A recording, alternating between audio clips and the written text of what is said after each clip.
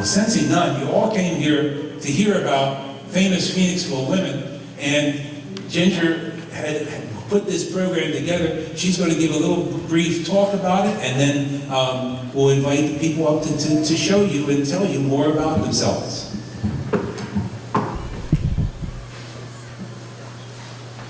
Thank you so much, Don. Yep. I am so happy to welcome you here, and it is so good to see live faces and be together. As many of you know, March is designated as Women's History Month. So we decided to mark the occasion by celebrating women in Phoenixville's history. As we began to research the possibilities, we realized that women entrepreneurs in particular, who have run some of our best known and loved downtown businesses, offered rich stories from our Phoenixville history. So in tonight's program, we are celebrating 4 women and the businesses they and their families ran in town for many years. First is Bessie Sechrist, who operated Sechrist News Agency at the corner of Bridge and Main, where Molly's is today. Second is Frida Hirsch, who owned Hirsch's Market on Washington Avenue. Third in our lineup is Dolores Winston, who ran Dolly's Dish Restaurant at the corner of the former Pennsylvania House on High Street. Finally, we remember Angie Jaworski, who owned Jaworski's Music on Bridge Street, where generations of Phoenixville kids took their music lessons. To help us honor and remember these amazing women, we have invited several guest speakers. Our speakers have also kindly shared photos and clippings that we have compiled in a slideshow assembled for our presentation. So while each person is speaking, I will be sort of hiding behind them and hopefully operating that slideshow to share with you what they shared with us. At the end of, we have 4 different speakers, and at the end, we're going to have some time for you all to ask your questions too, and maybe share a few memories if they're sparked. At this point, I would like to invite Bessie Sechrist's grandson, James, up to the microphone. James?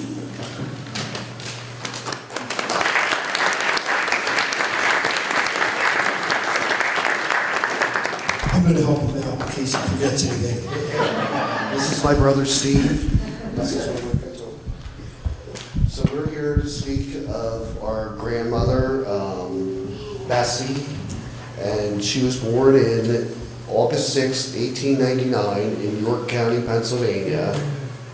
She was born Bessie Pauline Straley.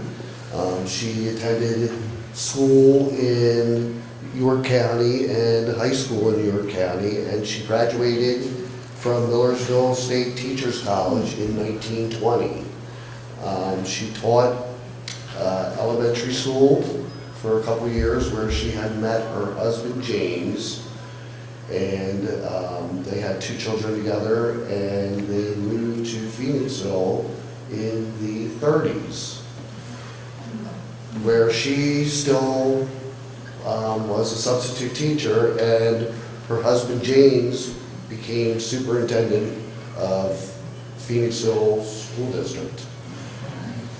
In 1947, they purchased, in the summer of 47, they purchased what was called Dancy's Drugstore. They purchased Dancy's Drugstore in 1947, her and her husband, but in 1950, her husband passed away. So at that point, my grandmother, I'm going to call her Den, because that's... Den, we all know her as Den. We all know her as Den. So anybody who was in the store would know her as Den. So at that point, Den took over the business and brought my father back from Drexel University to start running the store. And do you want to? So at that point, he partnered with. Bessie had 2 children. One was James, one was my Aunt Peggy. And her husband and my father partnered together to buy the business where Bessie owned the buildings. So they took over the business and ran the business, and in in the 60s and everything, it was booming downtown with the Iron Company in full swing, and all the stores were practically filled. Now, I don't remember, I didn't really know Bessie until the 60s, because I wasn't born until the 60s. So she had already lived 60 years before I had actually been met her. So in 1970, they purchased the building right next to it. So 197 Bridge Street was the corner of Main and Bridge Street, and 195 was Wineland's stationery, as I recall. So they bought that building and started a newspaper distribution business as well from that business. And in the original store, on the corner of Main and Bridge Street, was the soda fountain, which they moved over to 195 Bridge Street when they broke through the building at the wall on the first floor. And so that was good times. And like my grandmother, she was there all the time. I mean, 7 days a week. 7 days a week. Yeah. She was there first thing in the morning, and usually, now, when we started closing a little later, she left a little bit earlier. Took a little break nap. Yeah, she took a nap every day. In her 90s. She was down there, yeah, she was down there every day. Every day that I could ever remember. And she gave us a work ethic. She taught us what a work ethic was. Definitely. So some of the things that, as kind of with the steel mill closing and Montclair Bridge closing, it kind of made that part of town kind of a dead end area, but she was still there every day. Yeah, but she knew she owned buildings there and and at the corner. So that really kept her going in the, late years, knowing that, that was her property. And Right. I often wanted to sell it to Dad many times. And he just said, no, just keep it the way it is. And, that kept her going, I think, towards the end there. That really let her go, So she worked all the way up till, I think, 100. Yeah, at least 100. I think she fell and broke her hip, and they replaced her hip, and she got up and kept on going. And even, she lived to what, 103? 103. Even the last 3 years she would come, and she lived alone too. Yeah. Wonder if she would have been 100. But she lived alone, but of course it was on the, above the store where we could, keep an eye on her. But she lived alone till 100, until she was gone. She was very self-sufficient. And I recall through the years, looking at her, at first she lived above the corner of the store, or right on the corner, on the third floor. Bridge, right? So we could look out her kitchen windows and her dining room window and see the whole steel company. Yeah. And I just remember watching how busy the steel company was when we were little kids, and watching these metal ingots going across with a little train from the foundry area up to the pipe mill. And I remember looking out her windows during Hurricane Agnes in 1972 and seeing water practically up to the back of where Superior Beverage was. And the foundry building was probably 20 feet under water at least, almost to the roof. So she lived there for a while, and then after they bought the second building, she moved over to a 2-story house, basically on top of the car shop, is where we sold Hallmark cards, and like I said, we distributed the Inquirer, the Bulletin, and many papers to home delivery, homes and businesses. I had something I remembered when she was a teacher. Back then, when you got married, you couldn't be a teacher anymore. So back in the early 1900s. So talking about, about women, we're talking about women today, and that was one of the things you couldn't teach after you were married. So, I have to check that back, but I'm pretty sure. That's her what I encountered. Okay.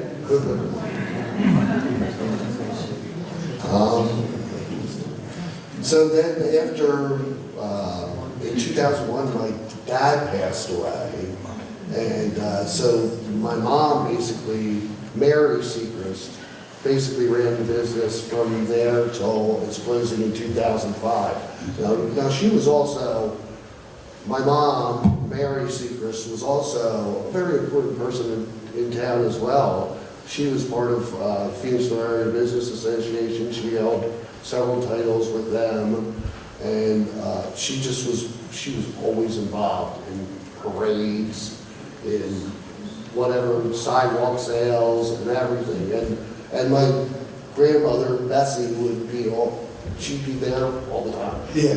That's just what I remember from it. Very smart business savvy, shall we say. Yes. So, true. I think that's until her passing in 2004, May 27, 2004, she was 103. She would have been 104 in August. And we've missed her ever since. What were the previous questions? We'll Later. Yeah. Adios. Amen.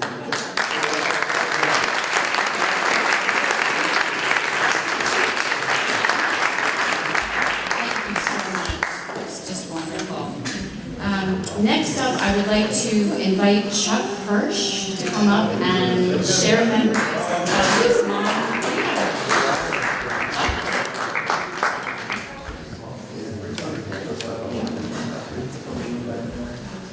Hello, I'm Chuck Hirsch, and I have two brothers and my sister over here. And I'm doing the talking tonight, it's very unusual for me. It's usually easy, but because my mother liked me best. So it was 1932 where the Socket family had to leave their bakery in Norristown because the railroad took it over with eminent domain. So they moved to the 100 block of Main Street and opened up a bakery in 1932. They had that for several years, and my grandfather decided to move the bakery and turn it into a grocery store, and that's when we opened the store on Washington Avenue. But my mother did attend Phoenixville High School. But one of the things probably nobody knows too, during this time when she was just an adolescent teenager, she had studied to be a concert pianist, which is pretty wild. A lot of people don't know that, but it's pretty wild. So she graduated from Phoenixville High School, she played hockey, and she always had great interest in art, and that was her talent. So right after high school, she went to fashion design school, and you can see back there on my computer back here, I have a slideshow of about 85 original fashion design pieces that she did. So now we're up to about 1939, 1940, and she's now painting on the New Jersey boardwalk right outside of the Steel Pier. She's doing like silhouettes of people. And here she meets a gentleman named Irv Hirsch. Nickname is CB. They met, they fell in love. My dad went off to the war then. He fought in the Pacific. And he came back. And in 1946, they got married. My dad was a kitchen gadget demonstrator. He worked with the Popeil brothers. He even had one of his partners at one time was Ed McMahon, who was doing kitchen gadgets. And, so now it's 1947, and Dave comes along. He's the first guy. He's on the oldest. And at this time, my parents, my dad still was a kitchen gadget demonstrator. He traveled the country going to world fairs and stuff and doing his slices and dices and entices, you know. And then in 1950, Barry and I came along, and they decided that they should settle down. So they took over Sockett's Market, and it became Hirsch's Market in 1950. And they really did, had a great love affair. My mother loved my father, unbelievable. I mean, they were married for about, I don't know, about 38, 39 years, I think it was and stuff. So as years went on, in 1976, my mother decided she wanted to start painting again. So she started doing these unbelievable oil paintings that, you know, most people have all seen. We have a board up here with all her paintings. You can all check that out later and stuff. And in 1984, my father passed away. He was only 67. And my mother continued running that store by herself for another 24, 25 years. And just like Mrs. Sickers, she worked 7 days a week, never took a vacation. She would get up every day at 4 o'clock just so she could have coffee ready for the 4 or 5 or 6 people who would come in that store that early in the morning, and she loved it. That was her life.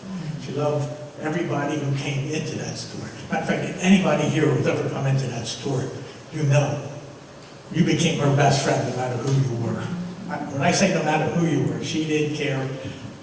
Young, old, color, disabled. My mom truly loved everybody who came into our store. And she passed away 2 days before she was 99 years old. The last 7 or 8 years she lived at Woodbridge Atrium on 113, and she had a wonderful life.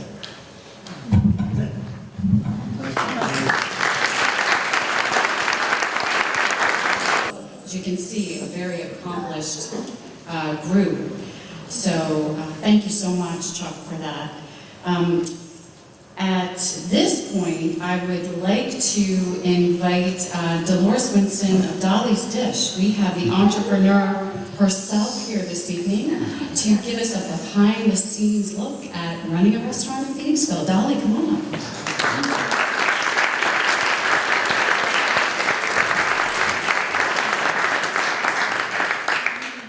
Hello, everyone. My name is Dolores Winston, but everybody knows me as Dolly. I was named Dolly as a little girl. My cousin was so in love with me, and she thought I looked like a little doll baby. So she said, she's got to be called Dolly, so that's how I got Dolly. As a little girl, I've always wanted my own restaurant. I sort of wanted an ice cream parlor was my first choice. But what happened was, I went to the progressive clubs, and at Don College, you know, he was part of that. My daughter had graduated, and I was at the graduation luncheon at the YMCA. And I hadn't seen Don College in years. And when he saw me, he congratulated me about my daughter, and then he said to me, "What are you doing with your life?" I said, well, at the time, I'm laid off right now, but I started a little cleaning business, and I have a couple of jobs, and it's called Giving Up Reception. So I was cleaning houses as I was unemployed, and really, you know, figuring out where I was going to go next. And he says, "Is there more?" I said, "Yeah, what I really want to do is I want to open my own restaurant." And he went, "What?" I said, "Yeah." He said, "That would be great for Phoenixville," knowing that I would do soul food. And I told him the love and the passion that I had of always cooking and enjoying cooking and cooking for my family. So, you know Don College, tell him you want something. He said, let's meet at O'Grady's. I met him the first meeting. He was tough on me. He said, "I don't have a lot of time. I don't like anybody wasting my time. So if you're serious, I will be here for you. I will mentor you and be by your side. But I don't play. You gotta come to the meetings ready. And if I tell you to do something, the next meeting, I wanna make sure you know being on time and make sure you have what we set goals for. So we set goals, and he told me, he says, write down what you want, and I had written that down before I came. It was a month later, Don had met the owner of the Pennsylvania house. At the time, that space was empty. The owner was Lee Erb. The next meeting, he told me he had met Lee Erb, and Lee Erb was interested in renting that space. What do you want to do? I said, I want it. That's my dream. That's what I want. So Don Cobbage, he met with me, him, and Lee Erb. He made the deal. He made a sweet deal for me. He made it possible for me to rent that space going in. My role was, the place was a mess. If you clean up, the owner said, I will let you have 3 months to start out not paying rent. That gave me the biggest break that I needed. And then after that, in 1993, I opened up Dollar's Dish. And at that time, you know, location is key.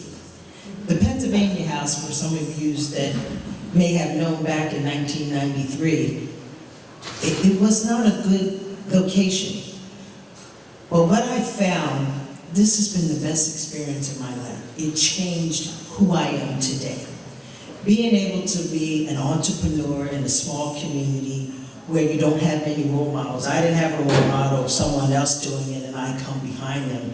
I was the only black woman really have a restaurant. There was 2 that tried before me, but they never lasted, maybe like a year or 2 years. So this was quite a challenge, but I had Don Cobbage as a mentor, so he was always there by my side. Anybody that he knew, he brought him into my restaurant. It was great. It was really, really great for the first couple of years. And then back in about 90, maybe it was 3 years in, things got really bad in that area. And it started weighing on me, even though the love and the passion that I had for the restaurant, it started wearing me down. And Don encouraged me, Dolly, why don't you move on the south side? Why don't you move? He kept encouraging me, and I didn't want to move.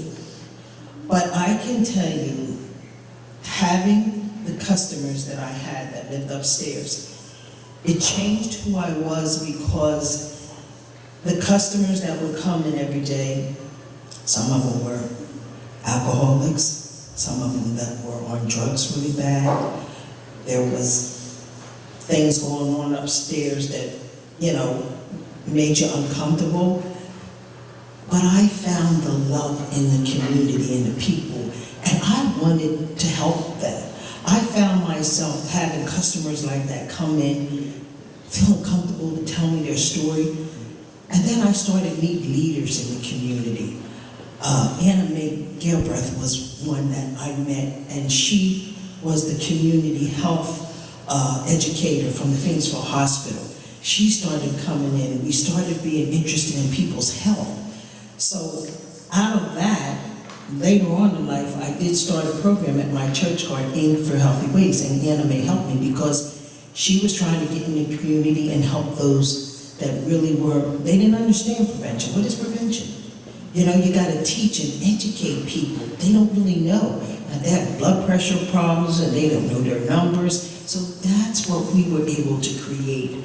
And I also had a friend, her name was Karen Johns. Karen Johns used to come to the store. And when she would come, sometimes it would be uncomfortable and things that she would see, and she would see the kids and just a lot of activity I had. And she talked to me really, Dolly, you know, is there any way that I can help? And I said, what do you mean? And she says, I see you got a lot of kids coming in the store. And I said, yeah, I do. And I said, a lot of times they don't have the money. And I had a kids, it was called, let me see what it was called. It was called I brought my menu, so I want to share it with you guys. It was called the kids meal. And it was $1.99, and it was a hot dog, french fries, and those little Huggies. And she says, Dolly, I want to do something special, but I don't want anybody to know. She says, I'm going to give you $100, and every time a kid comes in and they don't have the money, I want you to go in that pot. So she would keep in contact with me, and she would let me know, oh, you okay? I said, Karen, I'm okay. If I needed to replace, she needed to replace that $100, she would. And it was just a relationship with me and Karen. I loved her so much. Anybody in the community knows what a wonderful woman she was. But I would meet leaders in the community that would do things like that. That's where I developed a lot of my partnerships with people that I work with. I end up working with Billy Goldstein over there, sitting over there. I love her, she's a dear friend. So there were so many opportunities as a businesswoman to do business and work with other leaders and organizations in the community to do what I find that I know I'm doing today. I'm very passionate about working with the community. Youth are my favorite passion.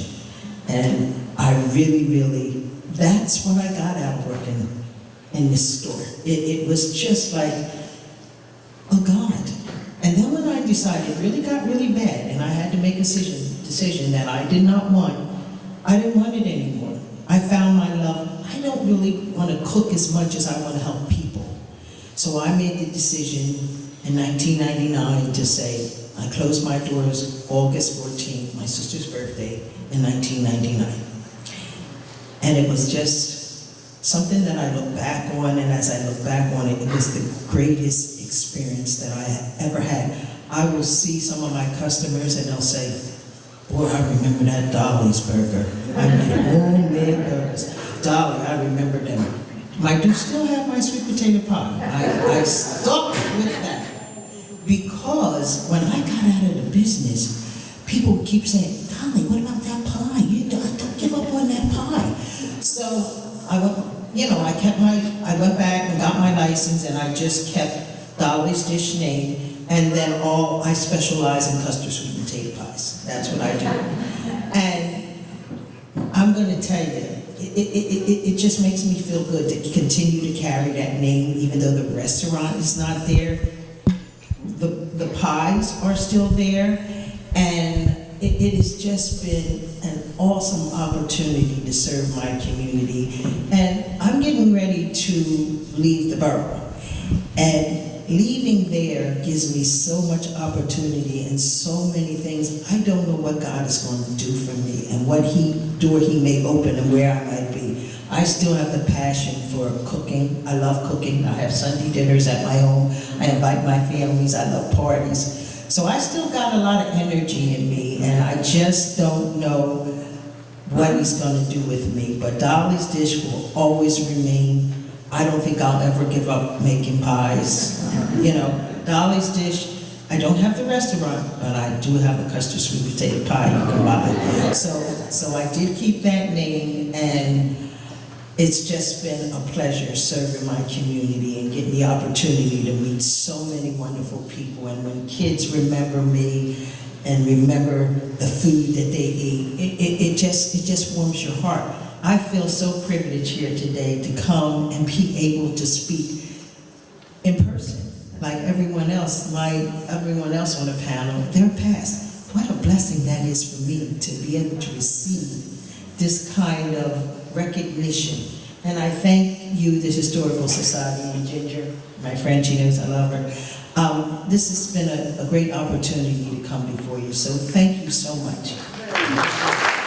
I am excited to introduce for our final famous Phoenixville woman, Mr. Ken Beard, who is a business associate and dear friend of the Jaworski family. Ken, please come on.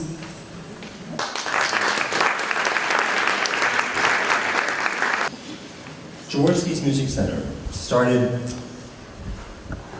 with, of course, Angie Jaworski and her husband, Paul Jaworski.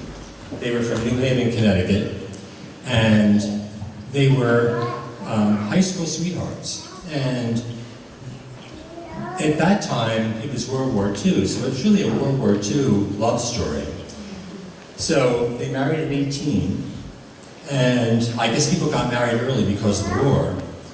And after they were married, Mr. Jaworski, Paul, went to the army and was wounded in the Battle of the Bulge. Half of his face was blown off, actually. And so they had to reconstruct his face. And he followed a surgeon who was doing experiments. I mean, this guy was amazing. They had, it was like stuff that had never been done before. So he followed the surgeon wherever he was in the country or abroad. And Angie went with Paul, and they finally ended up at the Valley Forge Hospital here in Phoenixville. And while he was here, she rented a room and did piano lessons and was playing for the USO and different organizations. So after he left the hospital and had his face redone, he went off to Pierce Business School, and they had a business called New Market Company, and with a partner. So Paul was going to Pierce, and she was here in Phoenixville, rented a room, I forget who from, and was doing piano lessons and, like I said, playing for the USO and whatever. And what she did, she took his military money that he was being paid and sent that up to her, back to her parents. Never spent that money, and she lived off of just playing and teaching piano. So when he graduated and they had New Market Company, New Market Company was they did business fixtures, and they also did trailers. So when that got to a point where they thought it was doing well, they sold their part of the company. And Angie always wanted to have a music store. So they sold the company to their partner, and they built their house in Kimberton and rented, at first, Jaworski's Music Center, which was just half of the building. I think there was a sewing machine shop on the other side at that point. It had been originally, I think, a furniture store. So she opened the store, and also they belonged to all I think every organization in town. They had the JCs, of course. They belonged to the Chamber, the Seroptimus Club, and when she was doing the JCs, she became Mrs. Dogwood. She took that over, and it was her vehicle. So she ran the pageant, and they had not just like local people, but she got Philadelphia celebrities to come and be judges, and it was like almost, it was a big production. And when she got the girls together for the pageant, if they didn't have the talent, she gave them one. They would do dramatic readings, they would do gymnastics, whatever she could figure out that they could do for the pageant. So she ran the pageant, and then she also designed all the floats. So every float that was in the parade, she designed it, and she was like a little sergeant. Like it had to be right, and the way she wanted it. In fact, there are I think a few, altercation. What would you call it? Maybe it's like art. Whatever. Yeah. So anyway, so she did the Dogwood pageant. She played for the Seroptimus and did work with them. The Chamber of Commerce, of course, the JCs, and it all came down to, not just her teaching and playing for different organizations. And I first met her through church. She was playing for I was 12 years old, and she was playing for a school play. And next thing you know, I'm being like, okay, you're coming with me. So I did. And I was, 12 years old at that point, and had been with her ever since. The Kimberton Fair was also a big part of what we did. So she would have a booth at the Current Fair, and I would have to, with Paul, her husband, deliver pianos out there and organs, and she would be entertaining the fairgrounds every Current Fair in July. And I don't know how she did it. It was hot, it was like dusty, it was rainy, but she was out there playing. She was a trooper. When she put her mind to something, she just did it. And it happened, and that also was good advertising. We did a lot of sales for pianos and whatever from that. And in the end, when she was, well, when we were at our highest point, when we were making the the best business, we were doing about 250 to 300 students a week through the front door, and which was amazing. So there's a huge amount of people that I go places and people recognize me, and I have no idea who they are, but they recognize me because I was at the store, and they became Mr. and Mrs. Phoenixville, basically. They really did. And I was lucky enough in 1972 to start working at the store. I was taking music lessons and doing other stuff. She also was the organist and music director of St. Basil's Church at that time, and that's where I was when she found me. And they had a good life, and she was always with him. They were always together. So when you say Angie Jaworski, it wasn't just her, it was him. Him also. They were like this. And the amazing thing is, when he was wounded, she, like I said, they were married at 18. And he went right to the Battle of the Bulge. She wasn't in the army that long, and she followed him and supported him her whole entire life. That's it. Yeah.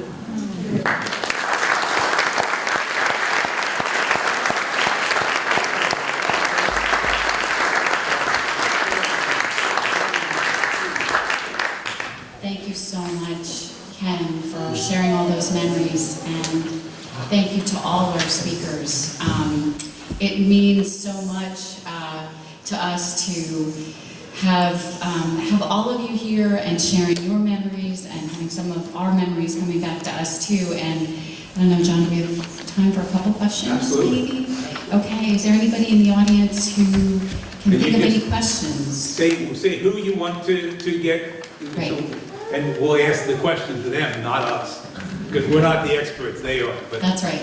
That's right. all the way in the back. Ken, the last speaker, how many instruments did you learn at Jaworski's? How many instruments? How many instruments did you learn at Jaworski's? Me? How many instruments? The question was, how many instruments did you learn at Jaworski's? I was a bad student. Back over here. Back over here. So we can, because he has that part. So anyway, when I first started music lessons, I played the guitar and took guitar lessons there. I was not a good guitar player.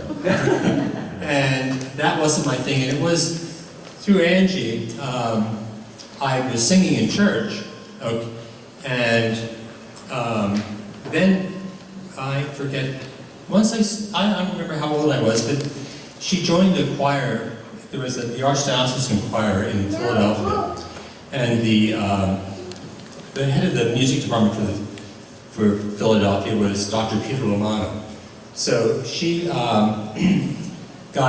she wanted to go into Philly and sing in this choir, and through her, she introduced me to Peter, and he was my vocal teacher for, Lord, maybe 3 or 4 years. And then through that, we also traveled. So we would go, I've been to Israel, I've been to, let's see where else, I can't think at the moment. But we would do traveling in Europe with a choir, and I was a bad guitar player, but I was a good singer.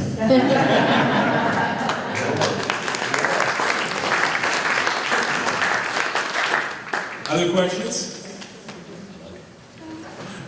Dolly, I miss your sweet potato pie.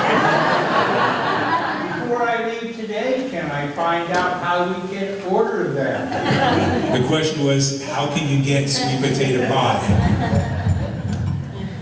Well, you can order, I do have a website, and it's Dolly's Dish, okay? You can email me at dollysdish@yahoo.com, and you can place your order, and I'll make sure you get it.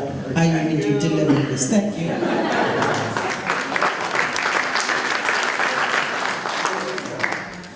Other questions?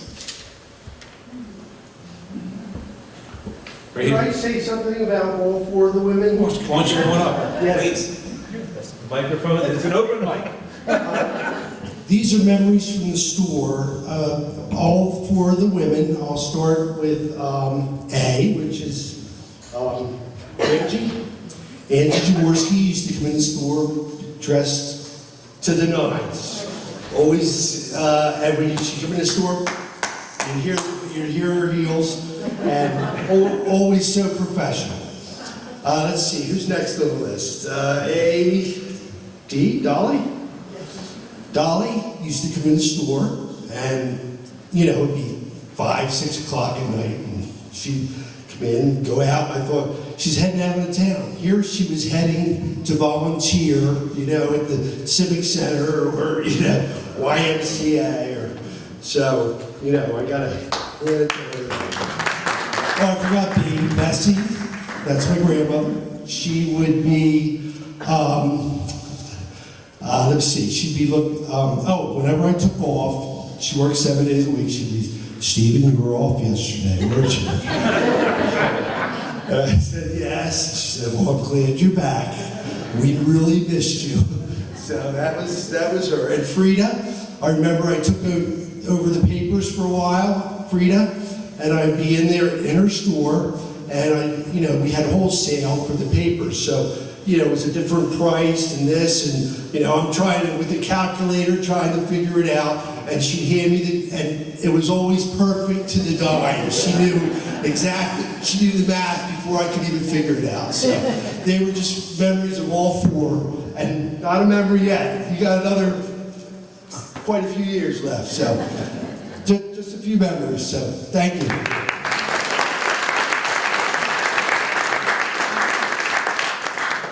Dave? How many here remember buying penny candy at Frida's? No, penny candy and Frida's. I think everybody. I remember Frida taking me to her back room to show me her latest painting that she was working on. Oh, he said he remembers Frida taking him in the back room to show the latest painting that she was working on. I lived across the street from her for 17 years on Washington Avenue. He lived across the street, that's what he was saying. Yes? How many people took music lessons at Jaworski's? How many people took Jaworski music lessons at one time or another? Or how many helped with the JCs with her and the pageants and so forth? I'm sure. So I think we've certainly, go ahead. One thing Frida did that wasn't mentioned was when we were kids. Come on up, we're not going to have it. When we were kids. Okay, go ahead. All you had to do was take your report card into her and prove that you passed. And she would give you a popsicle. I remember that. And there was a picture to that effect. That we had one of the pictures with the kids out in the front stairs. And what he said was that every time you had a report card that you passed, you brought it and she would have either a penny candy or a popsicle or some kind of reward for that. And you saw the one picture with that, and we'll put that with it when we pick. I was one of the first ones. I was like, fine. My popsicle, I'm not kidding.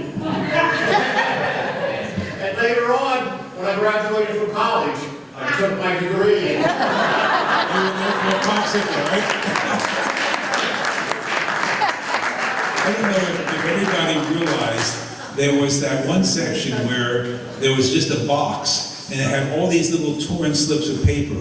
And you'll see it in the video if you look later on. But each one of the slips of paper said, I'll be back in 10 minutes. It said, I'm going to the bank. I'm going to the post office. It just had just every little thing, but she never threw them away because then she would reuse them on the door. And it would only be 2 or 3 minutes until she was back. Dave. Got a quick comment on Angie Jaworski. No. Do your own, what you told everybody else to do. Quick comment about Angie Jaworski. 1972, I was working on the dogwood float with the JCs.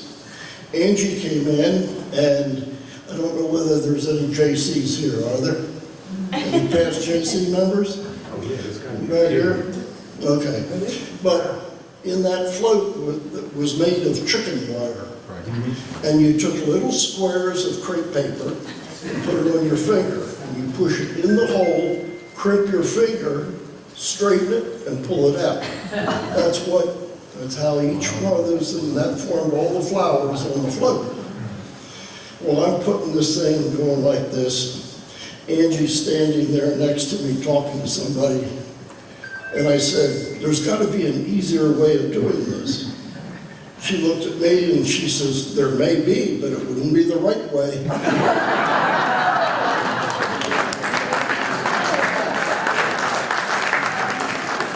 Yes, please.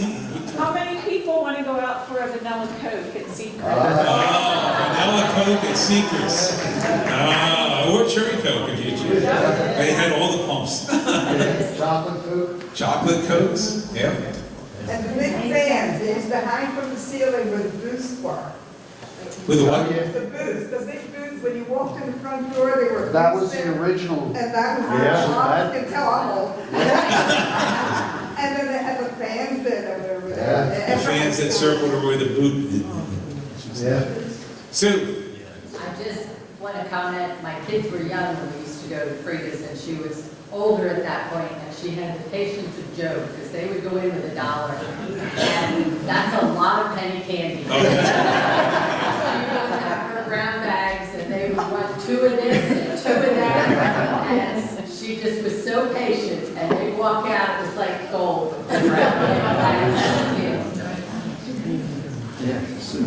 Yes.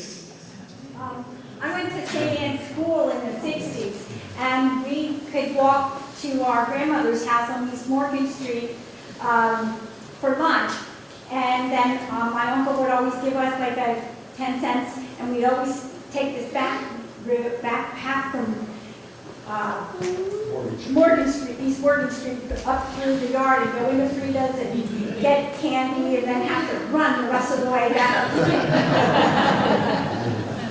I'm sure everybody has memories like this. We thank all these presenters, and if there's somebody else that thinks of something while I'm closing here, please raise your hand and I'll stop. But again, we want to thank these families for coming out and sharing, and we want to thank all of you for coming out and sharing, because this is what's made this so special. It's not just one or two people talking, it's the give and take of the room. And before you leave, the back table, there's lemonade, and again, we're still kind of not sure where everybody was on COVID, so instead of just having plates of cookies, I think there might be 1 plate of cookies, but a lot of things are individually bagged, and feel free to take a bag or just stand around and chat a while while we're just putting things away. Yes? People who did not sign in, please sign in. Yes, there's a couple of sign-in sheets at the back table. If you didn't sign in, please do so. This is amazing. We had 71 people. I think the high I've ever been to was like 56 at the bank. So 71 people. Again, it's all because of the memories. And this is what the Historical Society is all about. We're all about not only making memories, but keeping those memories for Phoenixville so that those memories are here for our children and our children's children and so forth. So I thank you all. Anyone who's not a member, there's applications on the back table. I know that's shameless, but I have to do it anyway. There's applications on the back table, and enjoy yourselves.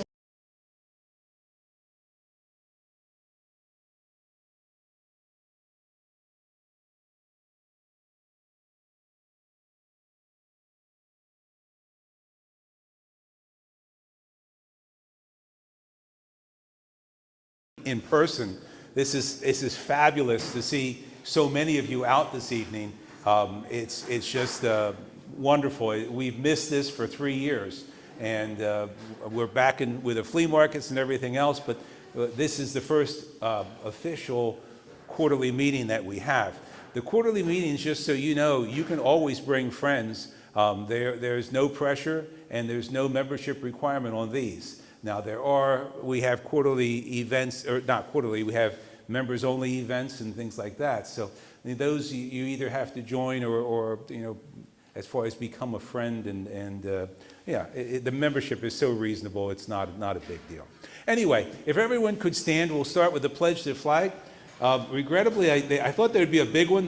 Right here is going to be the flag.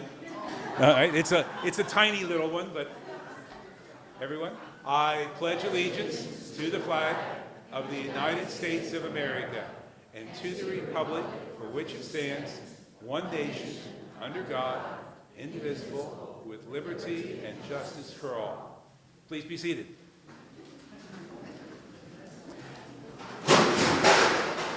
Everybody all right? Okay.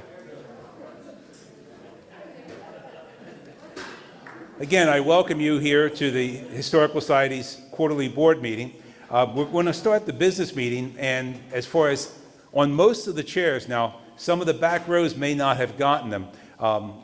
Linda Keenan is there as our recording secretary, and the minutes are there. Does anyone have any questions or comments about the minutes?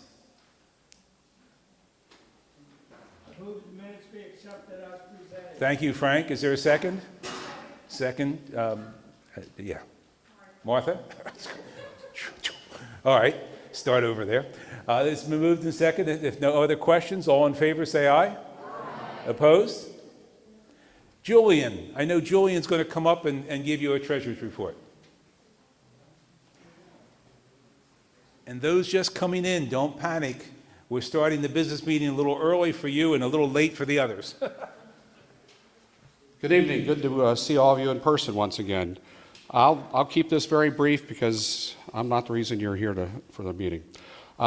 We've just finished our first half of the fiscal year as of February 28th, and our income for the year thus far is $157,617.43. Our expenses have only been $33,071. $126,545.96. The majority of that debt is because of a very generous donation from an estate of a doctor who was very generous to the Historical Society throughout the years, and that brought in $125,000. Also, our max sold auctions, which I'm sure most of you or some of you have participated in the first half of the year, generated $11,468.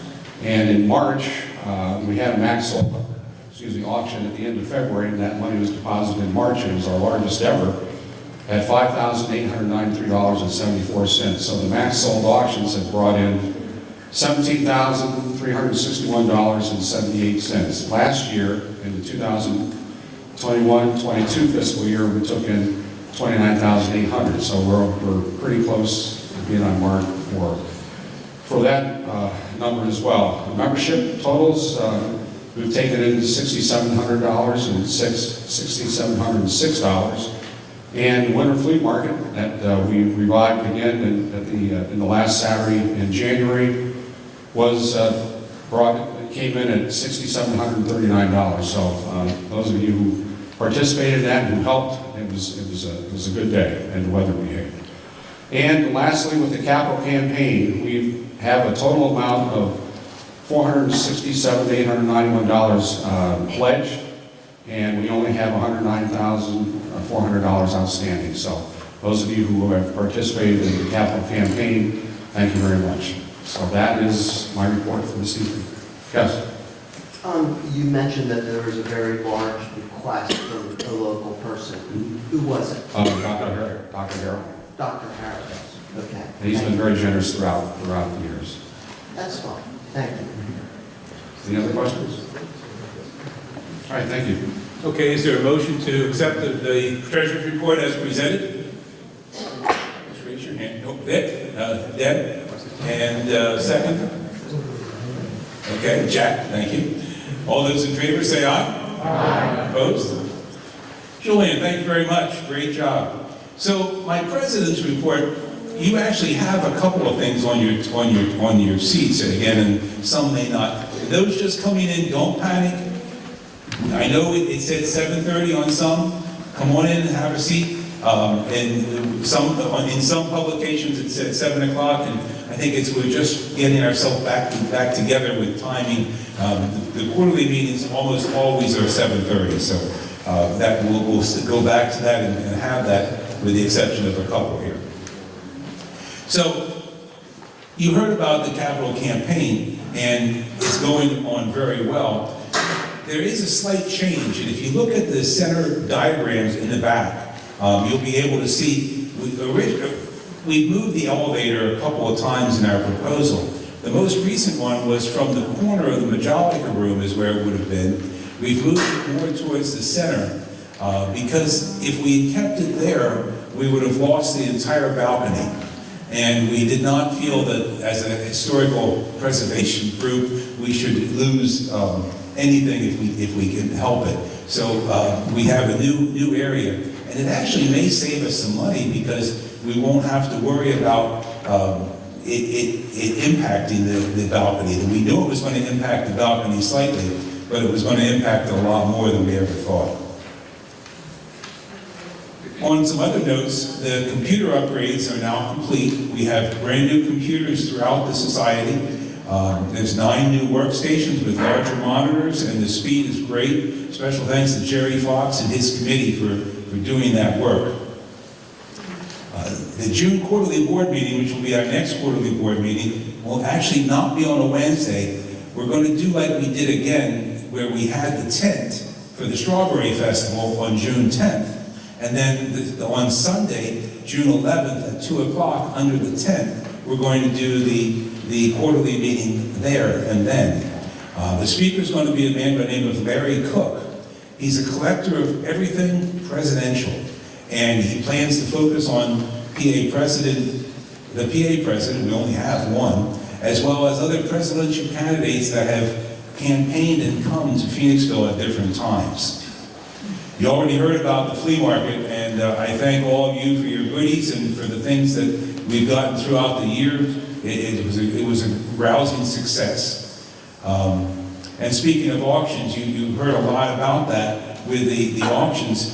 To give you an idea how successful these auctions have been during the pandemic for us, we have taken in $88,000 on auctions alone, which is, and my chief auction helper is Kevin, right there. Kevin, just wave your hand a little bit.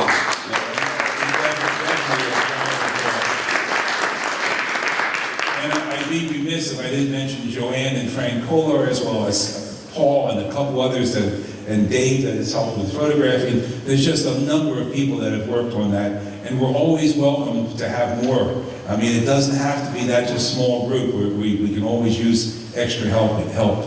Now, on your seat, we also put out a brochure, or a paper that on one side talks about a different way to raise some money for the capital campaign. So we're kind of holding right in that almost $70,000. We need to get to $750 to start construction, and we're going to be doing a match sold auction for the capital campaign. So I'm asking people to look, and you can see on that, I'm not going to read to you, but there's on the back, there's pictures of things we've already sold that sold really well. And just go up in the attic or go in drawers or look around at things you don't display anymore or things that you might want to donate. Because some people may not be able to do the donations of $10,000 or $5,000 or even $500. But this is a time when you could find something that was mid-century modern. Maybe it's that piece of gold jewelry that you don't wear anymore that we could turn into money. And there's, as far as, for an example, Linda and I were up in the attic just cleaning some things up, and we came across some sterling silver that was my mom's. Well, to my recollection, she never displayed it in the years since 1952. I've never seen it displayed. Well, I wasn't there in 52. From 54 on, I've never seen it displayed. Linda and I have never displayed it. And it was just some serving pieces and random pieces. Well, you might think, well, a set, not a set. That's not going to sell very well. You'll be surprised. The last auction, we had 4 pieces, I think, that sold for almost $60. And, that's one of those things that we're going to donate to the capital campaign for this capital campaign auction. So I encourage you to do so. You can drop it off any Wednesday or Friday. We're down there from 9 till 3, and I'm also available for pickup. As far as it can be things, just like I said, on the back of that sheet, there's all kinds of things that will work for that. We hope to see you at the Strawberry Festival on June 10th. That will run the entire day. And I have something which I'm very happy I can give you the first-hand knowledge to go and try tonight. Our website, the Publicity and Marketing Committee has been working on the website for about, I want to say, maybe a year or two.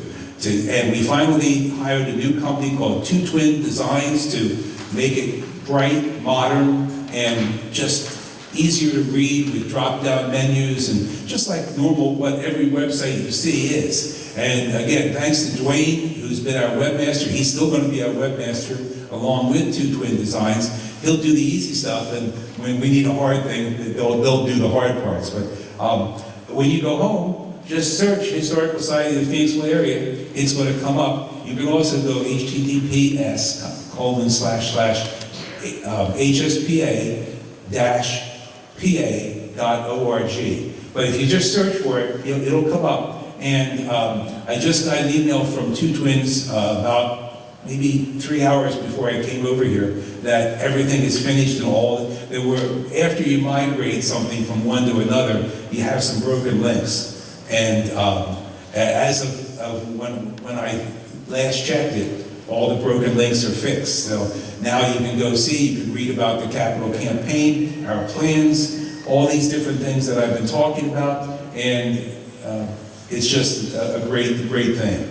I want to close with just saying that, well, first of all, could I get all the board members to just stand up? I mean, look at how many board members we have out tonight.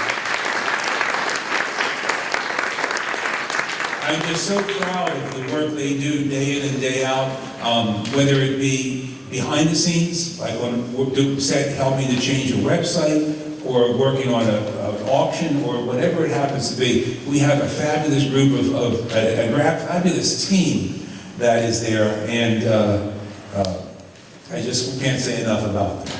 Thank you very much. Well, without further ado, I think if I'm looking at the clock. Oh, yes, Peter, question. This is the first time that we've met here, and I'm sorry if I missed this.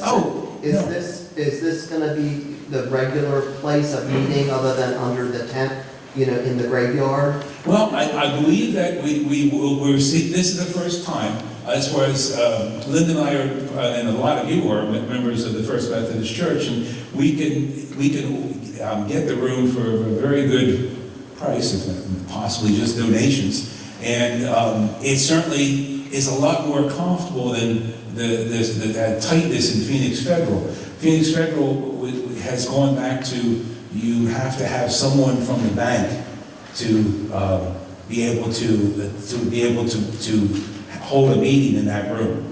And so no one right now on the board is a member of Phoenix Federal, and so we're not able to meet there right now. So we came up with this idea.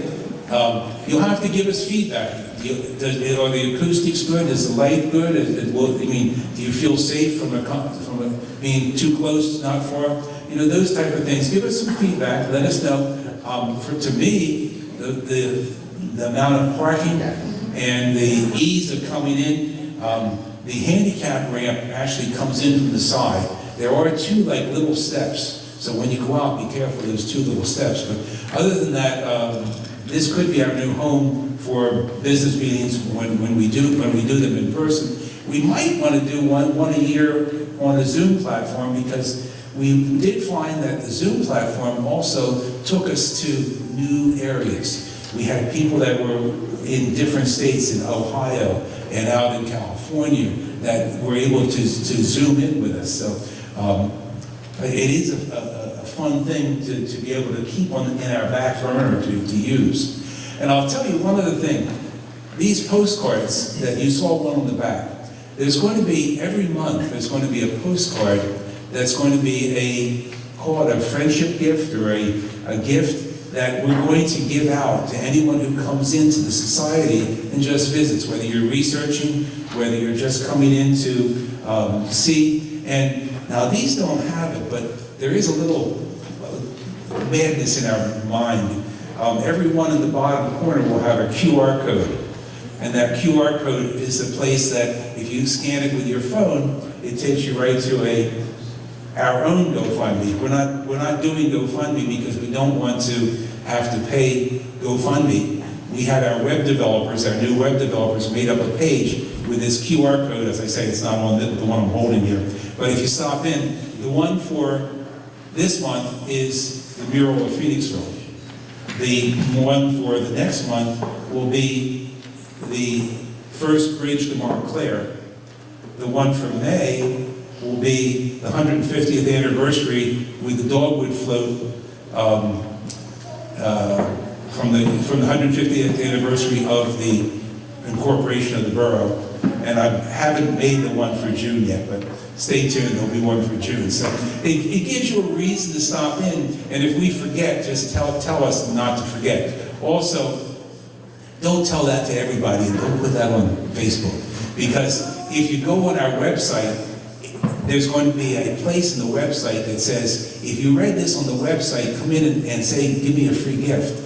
And the postcards are going to be the free gift, which also, it also gives us QR codes. So anyway, that was just not all mine. That was the publicity and marketing team. Again, we have some great teams with getting some great ideas out there and all kinds of things. So I've talked more than enough. Peter, one more thing. The postcards that you're giving out, are they different than the ones that people that are for sale? These will be all new postcards that are not part, and these will be, the only way you can get them is to come in and just ask for them, and we'll try to keep up with production. I think we could more than do so, but I know Adam Davini is the person that helps produce them, and we, again, on the back, it's just like any other postcard. It will tell you what the image is of, and just kind of encourages people to stop by and see. Anyway, enough of me talking. Does anyone else have any questions before I give the podium to Ginger?